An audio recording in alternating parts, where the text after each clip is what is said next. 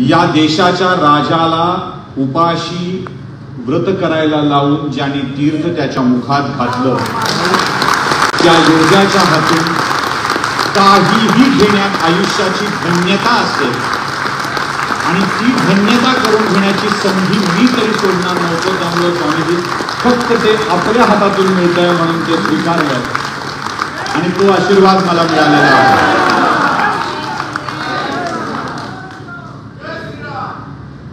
स्वामीजींच्या हातून घेताना तो एक विलक्षण आनंद मनामध्ये आहे. खरं तर अयोध्येच्या त्या राम मंदिराच्या प्रसंगात त्यांनी केलेलं भाषण आजही जशास तसं कानात गुंत आहे. म्हणजे माझ्या काही निवडक लोकांची भाषणं मला लवकर पाठ होतात. आचार्यजी तुमचं भाषण मला पाठ झालंय, कारण तो शब्द नुसते शब्द नव्हते, ते सरळ उतरत होते आणि थेट कानातून मनात जात होते. ज्या दशकानुदशक नव्हे शतकानुशतक पिढ्यानपिढ्या ज्या प्रसंगाची आम्ही वाट पाहत होतो ते होत असताना ते कसं होतंय हे ज्यांनी खूप छान पद्धतीने आम्हाला सांगितलं, म्हणूनच ते आजही मनात आहे. आणि अॅनालायझरच्या कमी सबस्क्रायबर असलेल्या हिंदी चॅनलवर ते सर्वाधिक चाललेलं भाषण, म्हणजे मराठीवर तर चालेलच पण कमी सबस्क्रायबर असलेल्या हिंदीवर ते सर्वाधिक चाललेलं भाषण आहे. ते सुद्धा मला मुद्दाम सांगायचं आहे. म्हणून हा पुरस्कार नाही आहे. आणि सगळ्यात मोठी गोष्ट सांगू, पुण्यात कोणीतरी पुरस्कार देतंय ही गोष्ट जरा सुखावणारी असते. म्हणजे पुण्यात आल्यावर कुलकर्णी चुकलात, पुण्यात नाही पुण्यात म्हणायचं असं जे आवर्जून सांगतात, त्यांच्याकडून कौतुक करून घेण्यात काही वेगळीच मजा आहे. ती मजा कशी सोडू. आणि दुसरं कारण होतं की त्या निमित्ताने पोराला बायकोला पुण्यात दाखवता येईल हे आहेत म्हणून. पोराला दाखवल्याचा फायदा असा आहे की आता 12वी झाली आहे, इंजिनिअरिंगला इथंच ऍडमिशन घ्यायचं आहे, उद्या पुन्हा निबंधाची प्रॅक्टिस त्याच्याकडून करून घ्यायला नको.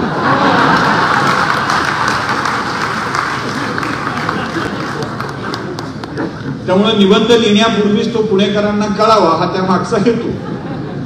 या आधीच लोकांनी मला सांगावं, कुलकर्णी तुमचं पोरगं निबंध लिहायच्या मार्गावर आहे बरं का, जरा जपून राहा. त्यामुळे सगळ्यांच्या समोर आणावं म्हणून या व्यासपीठावर त्यांनाही घेऊन आलो. मित्रांनो, आता आपल्या उद्योजिका ताईंनी एक खूप छान वाक्य बोलले. त्या म्हणाल्या ब्राह्मण चेंबर ऑफ कॉमर्स झालं पाहिजे. मला गंमत अशी वाटली कुलकर्णीजी, मी ते नेहमीच म्हणतो, खास करून आम्हा मराठवाड्यातल्या माणसांना ते दुःख सांगावं लागतं. बुवा चालतो बुवा आपले समोर आहेत, ते समोर आहेत आणि हे व्यासपीठावर आहेत, मी काय बोलू मला खरं तर प्रश्न पडलाय. ज्यांच्या मुखातून सतत अमृत पाजत असतं त्यांच्या समोर आपण आपली ताकाची वाटी घेऊन जावी हे फार अवघड काम आहे. आणि त्यातल्या त्यात तुम्हाला आचार्यांचं भाषण होण्याच्या आधी मी बोलणं ते सहन करणं हे फार अवघड आहे. ब्राह्मण चेंबर ऑफ कॉमर्स झालं पाहिजे असं त्यांना वाटलं. कुलकर्णीजी तुमच्या याच्या माहिती पत्रकावर मी बघत होतो, खाली प्रायोजकांची नावं होती चितळे, खाली नाव होतं पूना गाडगीळ, त्यानंतर पितांबरी बहुतेक सगळ्यांना माहिती आहे कारण जाहिरात फार प्रसिद्ध होती, बायको गेली माहेरी कामकरी पितांबरी. भांडे घासायचं काम मात्र उत्तम पद्धतीनं करायला लावणारे शिकवणारे प्रभुदेसाई. म्हणून मला जे 2 कामं प्रभुदेसाईंनी खूप छान केली. एक पदार्थ विकला उत्तम आणि दुसरा सगळ्या नवऱ्याला भांडे घासायचं काम करावं लागूच शकतं हे पटवून दिलं. त्याच्यामुळे 2 कामं त्यांची खूप उत्तम आहेत. बघा, प्रायोजक म्हणून उद्योजक चालतो. ब्राह्मण चेंबर ऑफ कॉमर्सची स्थापना झाली पाहिजे असं सांगणारा उद्योजक चालतो. पुण्यातल्या महाराष्ट्रातल्या ब्राह्मणांना जावाई का उद्योजक चालत नाही?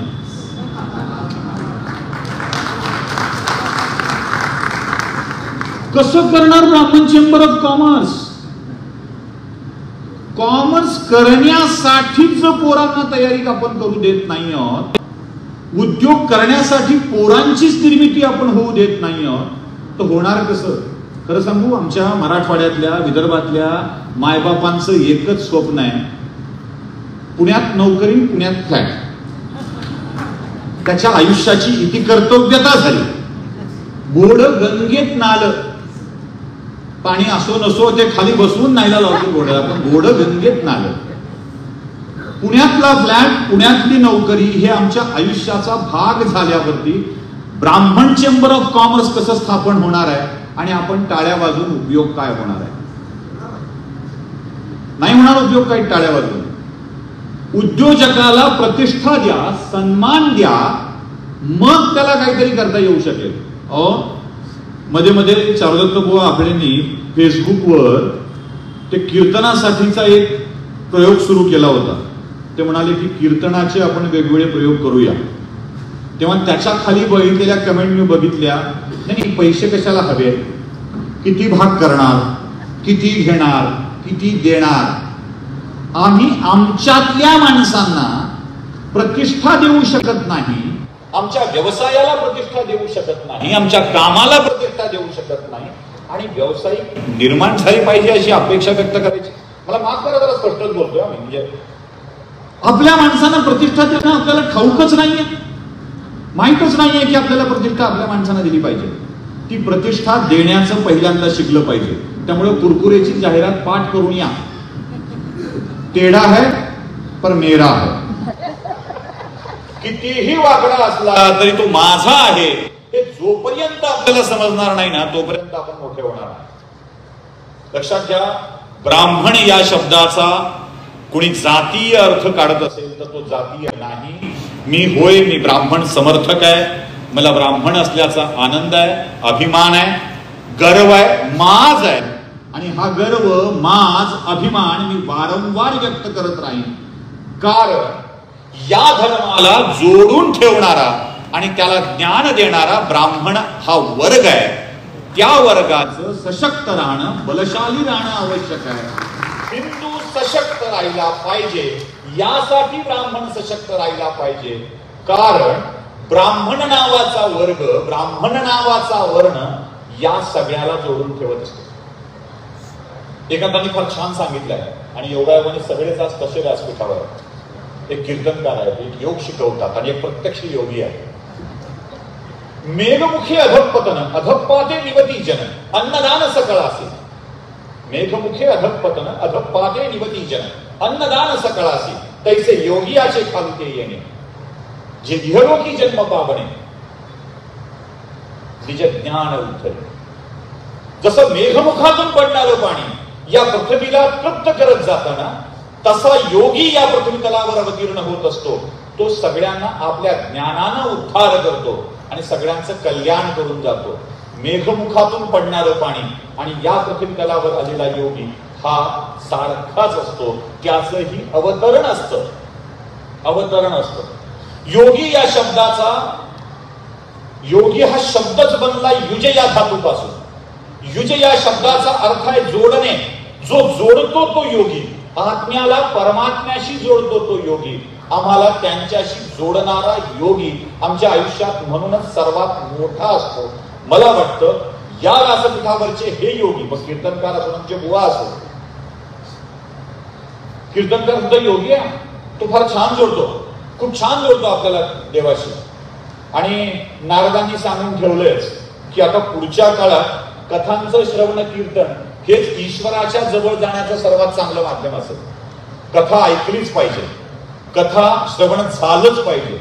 आणि हे कधी सांगितलं तुम्हाला ठाऊक आहे? जेव्हा अर्जुन इंद्राकडे सगळ्या अस्त्रांना मागायला गेला होता, तेव्हा लोमेश ऋषींच्याकडून इंद्राणी पांडवांना, चौघांना निरोप पाठवला होता.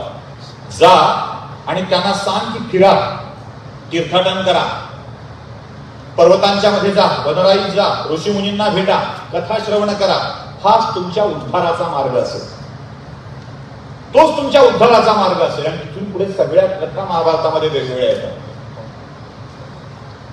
हा कथा सांगणारा वर्ग कोण आहे लक्षात ठेवा. उद्धार करणारा वर्ग कोण आहे लक्षात ठेवा. तो आहे ब्राह्मण, तो आहे ऋषी. कारण तो तुम्हाला तुमच्या उद्धाराकडे घेऊन जातो, ज्ञान देतो, तुमचे चक्षु उघडतो. तो असतो ब्राह्मण. ब्राह्मण हा जन्मानं ठरत नाही, तो कर्मानं ठरतो. आणि जर जन्मानं ठरला असता तर कुलोत्स्य कुलोत्पन्न एक रावण राक्षस झाला नसता, एक कुबेर यक्ष झाला नसता, तर एक विभीषण माणूस झाला नसता. कर्माने ठरतं की तुम्ही कोण आहात. आम्ही आमच्या ब्राह्मणत्वाची निज ज्ञान उद्धरी हे कर्म कधी विसरता कामा नये.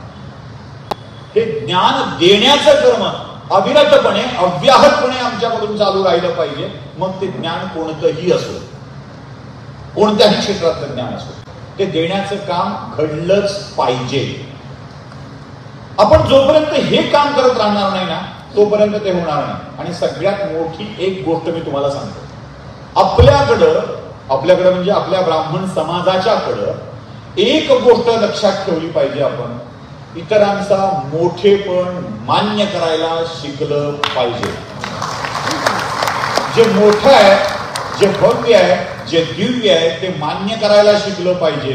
आम्ही असुरक्षित झाले की घाबरतो, आणि आता असुरक्षिततेची जाणीव आमच्या मनामध्ये येऊ लागली आहे. म्हणून हे एकत्रीकरण आम्हाला आवश्यक वाटायला लागलं. वेगवेगळे आरोप होत आहेत. का होत आहेत? कारण आम्ही त्याचं उत्तर देत नाही. आचार्य ब्राह्मणांच्याकडं विषय मांडणाऱ्यांची कमतरता नाहीये, ज्ञान तर घडलंय, आणि आपल्या पद्धतीनं मांडण्याचं कौशल्य तर आपल्या इतकं कोणाकडेच नाही. पण या भरलेल्या ज्ञानाला विषय मांडण्याच्या पलीकडे आता नेलं पाहिजे. आणि तो मुद्दा येतोय म्हणजे खंडनाचा. मी प्रतिवाद म्हणत नाहीये, खंडनाचा. झालेल्या आरोपांचं खंडन करता आलं पाहिजे, करताच आलं पाहिजे. नुकताच एका महान व्यक्तीने, जाणता हा शब्द आमच्याकडे मराठवाड्यात कशासाठी वापरतात तुम्हाला माहिती आहे. एका महान जाणत्यांनी आता सांगितलं की, म्हणाले त्या अभ्यासक्रमात आता मनुस्मृती आणि मनाचे श्लोक भगवद्गीता कशा करतात. मुळात घेतलंय काय तेच कळत नाही. मनाचे श्लोक आणि मनुस्मृती यातला फरकच कळत नाही. मना सज्जन भक्ती पंथीची पाहावे म्हणल्यावर भक्ती कुणाची रे हे विचारणारे ते. म्हणजे भक्ती पाटलांची, भक्ती कुलकर्ण्यांची, भक्ती जोशांची की भक्ती देशपांड्यांची. त्यांना सांगावं लागतं ती कुलकर्णी जोशी देशपांड्यांची भक्ती नाही, हे मनातल्या भक्तीविषयी बोलतायत. नाही, तेच कोणाची भक्ती मनात आहे तेच विचारायचं होतं. मुळात मनाचे श्लोक आणि मनुस्मृती यातला फरक ज्यांना कळत नाही. बरं, असं अभ्यासक्रमात आलंय का? नाही. येण्याचा प्रस्ताव दिलाय का? नाही. एनसीईआरटीने फक्त हरकती मागवण्यासाठीचा काही विषय केला आणि झालं म्हणजे झालं, बुडालं. मग लोकच आपण अरे मनुस्मृतीचा विषय काढायचा कशा करता? कोण सांगितलं हा काढायला गरज नसताना? कशा करता आपण म्हणायचं? मी जरा स्पष्टपणे सांगतो, ज्या ब्राह्मण जातीला तुम्ही ठोकताना त्या ब्राह्मण जातीच्या कोणत्या शहाण्यानं मनुस्मृती लिहिलेली नाही. इक्ष्वाकू वंशातल्या मनु नावाच्या राजानं आपल्या प्रजेसाठी नियम तयार केले. तो राजाच्या कायद्याचा ग्रंथ आहे. लॉ कॉलेजचे फार तर प्राध्यापक म्हणून ब्राह्मण काम करत होते. जे लिहिलंय ते शिकवत होते. तेच शिकवायचं सांगितलं म्हणून राजाचं ऐकू नये तर काय होईल तुम्हाला माहित आहे. त्यामुळे मनुस्मृती आमची नाही, राजानं लिहिली, क्षत्रियानं लिहिली. आम्ही ती पाळ सांगत आलो. म्हणून उगाच मनोवादी म्हणून ब्राह्मणांना झोडपू नका. राम कृष्ण हे सगळे अवतारी पुरुष, ईश्वराचे अवतार ब्राह्मण वर्णातले नव्हे. आणि त्यांची चरित्र ही कोणत्या ब्राह्मण वर्णात जन्माला आलेल्या माणसानं लिहिलेली नाही. तरीही ब्राह्मण आपल्या आराध्याच्या चरित्रांना मस्तकी घेऊन अत्यंत आदरानं त्याचं पूजन करतो आहे, पालन करतो आहे, वाचन करतो आहे, चिंतन करतो आहे आणि युगानुयुगापासून पुढच्या पिढीपर्यंत तो देतो आहे. कारण या धर्माच्या रक्षणाचं आणि संवर्धनाचं कामच ब्राह्मणांच्याकडे. महर्षी वाल्मिकी महर्षी पद प्रदान करून टाकलं. विश्वामित्र होते जन्माने ब्राह्मण, क्षत्रिय होते, त्यांना महर्षी पद प्रदान करून टाकलं. वेदव्यासांचा जन्म कुणाच्या गुजरातून झाला हे सगळ्यांना चांगलं ठाऊक आहे आणि आम्ही व्यासोच्छिष्टम जगत सर्व म्हणतो. तेवढेच आदरणीय आम्हाला व्यास आहे, असतीलच. कारण या धर्माला जे जे सशक्त करतं, जे जे बलशाली करतं ते सांभाळलं पाहिजे. घरात हिंदुत्व हा शब्द आला म्हणून तुम्ही हो म्हणाल. कारण हिंदुत्वाशिवाय ब्राह्मणत्वाची कल्पनाच करवत नाही. कोणासाठी आपण कोणासाठी आहोत? सगळ्या हिंदूंसाठी, या सनातन हिंदू धर्मासाठीच आपली आहे. त्यामुळं या सगळ्याला खंडनात्मक उत्तर देणं आवश्यक आहे. एक साधा प्रश्न आहे. शाळांच्या भिंतीवरती एक वाक्य तुमच्या माझ्या प्रत्येकाच्या पिढीत लिहिलेलं होतं. एक वाक्य लिहिलेलं होतं शाळेच्या भिंतीवर, रमन्ते तत्र देवता असायचं. सुविचाराच्या कुठल्याही शाळेच्या भिंतीवर, मातीच्या असो, सिमेंटच्या असो की कुठल्याही असो. हा श्लोक कुठला आहे? हा श्लोक मनुस्मृतीतला. जिथे स्त्रीची पूजा होते, आराधना होते, आदर होतो, तिथे देवतांचा वास असतो असं शिकवणारी मनुस्मृती स्त्री विरोधी असेल कशी? ज्या मनुस्मृतीत गर्भवती स्त्रियांना आधी जेवण द्यावं, नौकरांना आधी जेवण द्यावं, मग कुटुंब प्रमुखांनी जेवण करावं असं शिकवलेलं आहे, ती मनुस्मृती स्त्री विरोधी आणि इतर जात धर्म विरोधी असेल कशी? उगाच वाटेल तसा अर्थ सांगायचा, वाटेल तसा अर्थ सांगायचा. न स्त्री स्वातंत्र्य महर्ती. बघा, म्हणजे स्त्रियांना स्वातंत्र्यच नाही. मग 2-4 बाया गोळा करायच्या. आपल्याकडे लिब्रांडोंची संख्या प्रचंड आहे. सांगायचं की बघा बघा स्त्रियांना अशी कुठे स्थिती असते, स्त्रियांना कुठे असं हे आहे का? स्त्रियांना स्वातंत्र्य नाहीच म्हणले. नाही म्हणले, त्या बाईला जन्मल्यावर बापानं सांभाळावं, पुन्हा भावानं सांभाळावं, पुन्हा नवऱ्यानं सांभाळावं, पुन्हा पोरांनी सांभाळावं. न स्त्री स्वातंत्र्य महर्ती. अरे 1, 2, 3 न स्त्री स्वातंत्र्य महर्ती. All time protected. All time protected हा शब्द लक्षात ठेवा. स्त्री ही ऑल टाइम प्रोटेक्टेड आहे. तिला कधीच असुरक्षित वाटू देऊ नये ही जबाबदारी समाजावर दिलेली आहे. कधीच असुरक्षित वाटू देऊ नये. त्याचं कारण पण सांगतो. आम्हाला सुरक्षा द्यायला आम्ही काय लेच्यापेक्षा असं म्हणणाऱ्यांसाठी सांगतो. त्या काळात आताच्या सारखं फेमिनिझम नव्हतं. हा शब्दच नव्हता. हजारो वर्षापूर्वी स्त्री स्वातंत्र्य, मग मोकळेपणाने फिरलं पाहिजे, बॉय कट केला पाहिजे, बॉब कट केलं पाहिजे, पंजाबी घातली पाहिजे, जरा फ्रीडम असतं, मोकळेपणा असतो, हे शब्द होते का? म्हणजे त्या काळात नव्हतं, ते आता असलं पाहिजे असा आग्रह कशासाठी? अर्धवट माहिती घेत राहायची आणि सांगत राहायचं. वाटेल तसा अर्थ काढायचा, आपल्या मनाप्रमाणे काढायचा, आपल्या मनाप्रमाणे अर्थ सांगत सुटायचे. आता आपल्या मनाप्रमाणे अर्थ सांगून जे कोणी आमच्यावर वार करतील ना, त्याला उत्तर देण्याची शक्ती आमच्यामध्ये असली पाहिजे. खंडन करणं आवश्यक आहे. शास्त्र असतं ते एवढं म्हणून भागणार नाही. होय, शास्त्र म्हणजे विज्ञान असतं ते, हे ठणकावून सांगण्याची गरज आता निर्माण झाली आहे. आणि या सगळ्या समोर बसणाऱ्या, फ्यूज उडालेल्या, वॉरंटी संपलेल्या, गॅरंटी संपलेल्या माणसांच्या समोर मला सांगायचं आहे की बाबांनो, आता तरी आपल्या लेकरांना या विषयात सक्षम करा. तुम्ही जोपर्यंत सांगणार नाहीत ना, तोपर्यंत त्यांना ते पटणार नाही. आणि यासाठी एका मोठ्या सामाजिक परिवर्तनाची आवश्यकता आहे. हे आपण जर स्वीकारलं नाही, ज्यांना कळालंय त्याने स्वीकारलं नाही, आणि ज्यांनी पुढच्या पिढीकडे हे द्यायचं ठरवलं नाही, तर खूप अवघड काम होतं. हा धर्म टिकला पाहिजे. हा धर्म टिकला तरच आपण टिकणार आहोत. आणि का टिकवायचा नाही हा धर्म? आम्ही का टिकवायचा नाही सांगा? युगापासूनची परंपरा हो. आजही अनेकांना, म्हणजे माझी ही अवस्था आहे, आचार्यांना मी सांगितलं, मोठ्या कष्टाने अयोध्येत गेलो, राम मंदिराच्या समोरून जाऊ लागलो, मूर्तीच्या समोर गेलो, मूर्तीच बघता आली नाही. बघता आली नाही म्हणजे डोळ्यात फक्त पाणी होतं, बाहेर पडेपर्यंत पाणी होतं. तिथल्या सिक्युरिटीने डोळ्यातलं पाणी बघून थांबवलं, रुक जाओ, थोडा देर रुक जाओ. पण तेवढ्या वेळ सुद्धा ते पाणी रोखू शकलो नाही. दुंदी अशी ती मूर्ती बघून पुढे सरकावं लागलं. कारण वर्षानुवर्ष आम्ही त्याची वाट पाहत होतो ना, ते रामलला प्रस्थापित झाले होते. एवढा अभिमान आमच्या मनात त्या धर्माचा भरलेला असतो. त्या धर्माला टिकवण्याची जबाबदारी मग कोणाची आहे? कोणाची आहे? ती सगळी ब्राह्मणांची जबाबदारी, हे लक्षात ठेवा. कारण कितीही शिव्या खाल्ल्या, उगाच शांती ब्रह्म एकनाथ, शांती ब्रह्म एकनाथ, शांती ब्रह्म एकनाथ म्हणायचं. वा वा वा, शांती ब्रह्म एकनाथ म्हणजे आमचे काय आदर्श आहेत म्हणायचं. अरे जरा विचार करा. त्या कुचरवट्यावर बसून एकनाथांच्या अंगावर 101 वेळा थुंकणारे तिथलेच लोक होते आणि तरीही त्यांचे आभार मानणारी की 101 वेळा तुमलाच बाबा धन्यवाद, त्यामुळे मला गंगा स्नान करता आलं. या सगळ्या आपल्याला दुरुत्तरे करणाऱ्या, वाकडं बोलणाऱ्या माणसांचे मी तरी आभार मानत असतो. मी का मानतो ठाऊक आहे?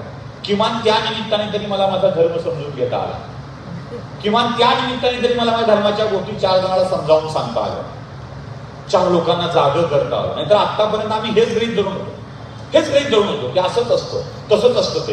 ते कशा करताय माहित नाही. हे सगळं आम्हाला समजून घ्यावं लागेल. नुसतं समजून घ्यावं लागेल नाही, ते पुढच्या पिढीला सांगावं लागेल. आणि जोपर्यंत हा धर्माभिमान आम्ही आमच्या पिढीला सांगणार नाही, लक्षात घ्या, असे पाय दिसल्यावर तिथे गुडघे टेकून नमस्कार करण्याची सवय पिढीला लावूनच ठेवा, वागण्याची सवय लावूनच ठेवा. मीच फार शहाणा आणि मी वाद घालू शकतो. वाद घालायचा आहे तर विरोध करणाऱ्यांजवळ घाला, आपल्या माणसांच्याकडे वाद नसतो घालायचा.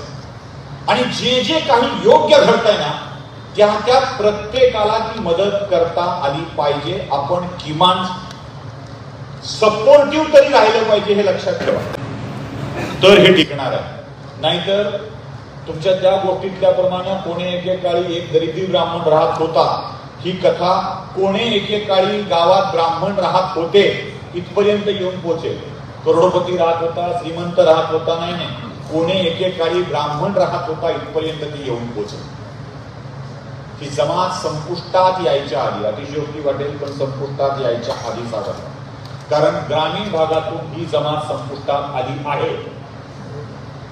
गावात घर नाही उरलं, पुण्यात फ्लॅट या आशेनं आता पुण्यातल्या 350 स्क्वेअर फीटात लोक राहायला आली. माझे बाबा मला फार छान म्हणतात, माझ्या वाड्यात जेवढे बाथरूम आहेत, ते बाथरूम हा शब्द मी पुण्यात आहे म्हणून वापरतो, ते म्हणतात माझ्या वाड्यात जेवढे संडास आहेत तेवढ्यात तुमचे राहता तुम्ही पुण्यात. त्यांचं अगदी सिंपल वाक्य आहे तुमच्या ग्रामीण भागात की जेवढ्या भागात आम्ही हकतो तेवढ्या भागात तुम्ही राहता. आता जरा स्पष्ट वाक्य सांगा. हे सगळं आपण का करतोय माझ्या मनातला मोठा प्रश्न आहे. आमचे मामा आले तिथे, त्यांच्या घरातला एक प्रसंग सांगतो. अवघड असं वाटून घेऊ नका. मला 5 मामा आहेत, 8 आत्या आहेत, 4 काका आहेत. छोटं नाही आपलं काम. नुसत्या 5 लाख सबस्क्रायबरवरून 7 लाख सबस्क्रायबरवरून नाही भागत, 30 कोटी व्ह्यूजवर नाही भागत. आपलं सगळं ढलनावरच आहे. एक भाऊ पण आहे, 7-8 भावापैकीचा एक भाऊ पण आलाय. पोरग तेवढं एक आहे, तो दोष आहे. करू म्हटलं प्रयत्न करून, पण सगळ्यालाच इंग्रजीत शिकवून सगळ्याला पुण्यात फ्लॅट घेऊन देणं आपल्या आवाक्यातली गोष्ट नव्हती म्हणून याच्यावर भागवलं. एवढ्या सगळ्याला कुठे पुण्यात शिकवण, पुण्यात फ्लॅट घेऊन द्या, तेवढं शक्य नव्हतं. माझ्या प्रत्येक कुटुंबातल्या माणसाला 2-2, 3-3 लेकरं आहेत. बरं, वाड्यातल्या घरात आचार्य एकच बेडरूम असते. ती बेडरूम ज्याचं लग्न झालंय नवीन त्याला मिळते, आणि कुठपर्यंत मिळते? दुसऱ्याचं लग्न होईपर्यंत. बघा, दुसऱ्याचं लग्न होईपर्यंत. दुसऱ्याचं झालं की याचा बेडरूमवरचा ताबा गेला, पुढच्याने घ्यायची. तिसऱ्याचं झालं की पुढच्याने घ्यायची. असं 50-50 लोकांच्या पण होत आलं. म्हणजे संख्या 50च जाते. चिंता करू नका त्याची, सांगू शकतो सप्रमाण. मला प्रश्न असा पडला की आजकाल नात्यात स्पेस हवा असं म्हणणाऱ्या माणसांना हा प्रश्न कधीच का पडला नाही की एक लेकरू झाल्यावर दुसऱ्याच्या लग्नानंतर दुसऱ्याला बेडरूम मिळून सुद्धा आणि सगळे ओसरीवर बैठकीत झोपून सुद्धा 3-3 लेकरं झाले कसे? पानसटपणाकडे झुकत नाही. पानसटपणाकडे झुकत नाहीये. स्पेस द्यायचा नसतो, स्पेस मिळवायचा असतो. माणसं समजून घ्यायची असतात. माणसांना समजून घेऊनच पुढे वागायचं असतं, जगायचं असतं. आणि आपण जोपर्यंत हे माणसं समजून घेणार नाही तोपर्यंत फक्त प्रजोत्पादन म्हणून आपला वारस निर्माण करू संस्काराचा आणि संस्कृतीचा वारस निर्माण करणार नाही. स्पेसच्या नावाखाली स्वतंत्र आयुष्य जगत पोरांना निबंध लिहायच्या वेळेपर्यंत आणणारे आम्ही आपल्या पोरांना निबंध लिहायची वेळ येईपर्यंत जागे होत नाही. कारण अशा स्पेसमुळे निर्माण झालेले पोरं ही स्पेस बाहेर भरतात. हे कधी घ्यावं वाटतं? मायन बाप विचारणारे नसले की. पोरीला पळून कधी जावं वाटतं? मायन बाप विचारणारे नसले की. पोरी पळून जातात, यात पळवून नेणाऱ्याचा दोष आहे असं फारसं मी मानत नाही. कारण तो त्यांनी धंदा म्हणून स्वीकारला आहे. धंदा म्हणून स्वीकारला आहे. त्यांच्याकडे ते मिशन दिल्या गेलेलं आहे. मिशन, पैसे दिल्या गेलेले आहेत. व्यवसाय उभं करायला पैसे दिले गेलेले आहेत. तुमच्या पोरींना भुलवण्यासाठीचं फायनान्स केलं गेलेलं आहे. ते त्यांचं काम करणार आहे. तुम्हाला तुमचं काम करता येतंय का? त्यांना सांभाळण्याचं, त्यांना आपलंसं ठेवण्याचं, चांगलं वाटू देण्याचं? तर बोला. तुम्हाला लक्ष द्यायला वेळ नाही आणि उगाच हा जिहाद, तो जिहाद, तो जिहाद म्हणत बसू नका. मी मागच्या एका निगडीच्याच कार्यक्रमात एक लावणी सांगितली होती. लावणी फार मस्त आहे. त्या लावणीनीच समारोप करतो. खरं तर आचार्य, लावणी इतकं अध्यात्म अजून कुठे आहे असं मला वाटत नाही. म्हणजे माझं मत आहे, व्यक्तिगत मत आहे. म्हणून मी लावणी ऐकायला जातो असं नाही. ऑमलेटची चव कळायला अंड खावं लागतं, द्यावं नाही. त्यामुळं लावणी ऐकली तरीही लावणी कळते. हात जोडिता बंधन सुटले, आता जीवाला मी पण नुरले, आत्म्याने जणू परमात्म्याला अर्पण केली कुडी, तेरे काना चोळी आणि लुगडी यासारखा अध्यात्म अजून कुठे सांगा. म्हणजे हे अलीकडचं शेवडकरांच्या काळातलं. खटाखटाने पटा रंगवून जटाधर्शिका श्री मठाची उठाटे होता तरी, हे रामजोशींच्या काळातलं. बिकट वाट वहिवाट नसावी, धोपट मार्गा सोडू नको, संसारामध्ये ऐसा आपला उगाच भटकत फिरू नको, बरी खुशामत शहाण्याची ही मूर्खाची ती मैत्री नको, अनंत बंदी पटका आहे ना. तशी आणखी एक लावणी खूप चित्रपटातून छान आहे, खूप छान आहे, मला ती आवडते. आणि लव जिहादची भीती वाटणाऱ्या प्रत्येकाने ती लावणी ऐकावी, समजावी आणि त्याप्रमाणे वर्तन करावं असं मला वाटतं. काय?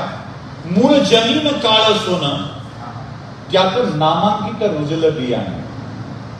तुमची जात, तुमचं कुटुंब मूळ जमीन आहे, काळ सोनं आहे, त्यातून नामांकित रुजलं बियाणं. त्यात तुमचं बियाणं नामांकित आहे की रुजलं आहे. महाराष्ट्र कीर्तनानं सुधारलं नाही, तमाशानं बिघडलं नाही म्हणून सांगतो बरं का. तर कीर्तन करायच्या समोर लावणी सांगताना फार वाईट वाटेल. मूळ जमीन काळ सोनं, त्यातून नामांकित रुजलं बियाणं, घाटा घाटानं उभारी धरली, पेरा पेरात साखर भरली. तुमची लेख समोर आणा. फक्त माझ्या प्रत्येक वाक्याला तुमची लेख समोर आणा. मी फार फक्त बोलत नाही. पेरा पेरात साखर भरली, त्याला कुंपण घालशील किती, जात चोरांची लई हिटमती, आपली आपण धरावी भीती. कळलं काय करायला पाहिजे?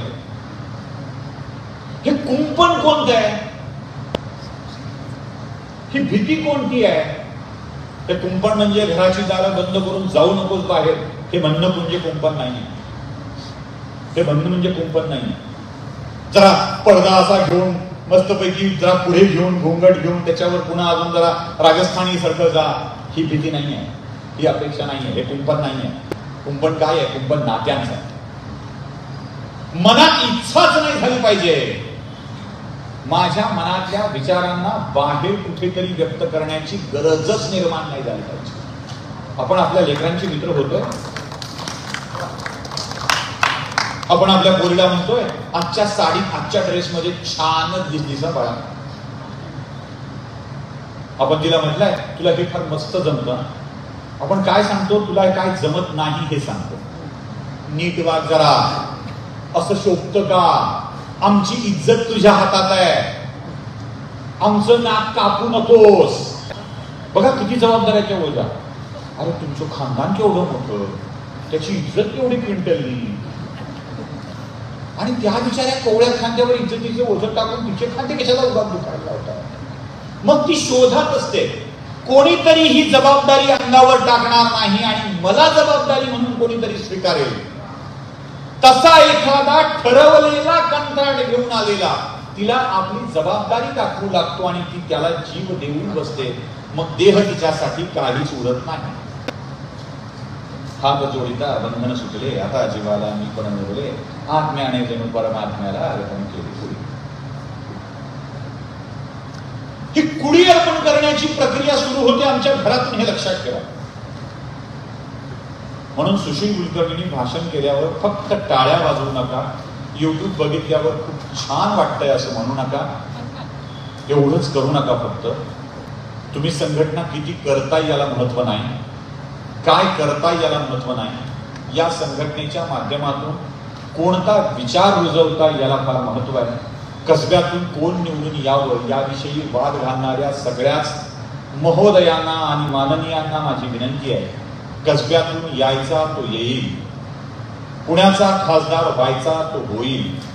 खडकवासला कोणत्या तरी पवारांच्या मागे उभा राहील न राहील, पण ते करताना मी माझ्या परिवाराच्या मागे उभा आहे का, मी माझ्या समाजाच्या मागे उभा आहे का, माझ्या माणसांच्या मागे उभा आहे का, आणि ती संघशक्ती करून या कलियुगातली खरीखुरी संघशक्ती उभा करतो आहे का, हे बघण्याचा प्रयत्न करा. एकदा ते तपासाल ना तर खूप बरं होईल, एवढंच मला सांगायचं. एकदा करून बघा. सगळ्या संघटनांनी मिळून ठरवा एकदा पुण्यातल्या की आता आम्ही निवडणुकीत आमचा माणूस उभा करून 600 मतं घेणार नाहीत. आता आम्हाला राजकारणाशी देणं घेणं नाही, आम्हाला आमच्या समाजाशी देणं घेणं आहे. आम्ही आमच्या समाजाच्या उत्कर्षासाठी काम करणार आहोत. या पुढच्या काळात ब्राह्मणांच्या मध्ये एक ब्राह्मण श्रीमंत होता हे सांगता यावं यासाठी उद्योजक उभारणीचं काम करणार आहोत आणि त्याच्या आधी पोरीच्या आईच्या मनात उद्योजक जावाई असला पाहिजे हे रुजवणार आहोत. पुन्हा स्पॉन्सरशिपला कोण,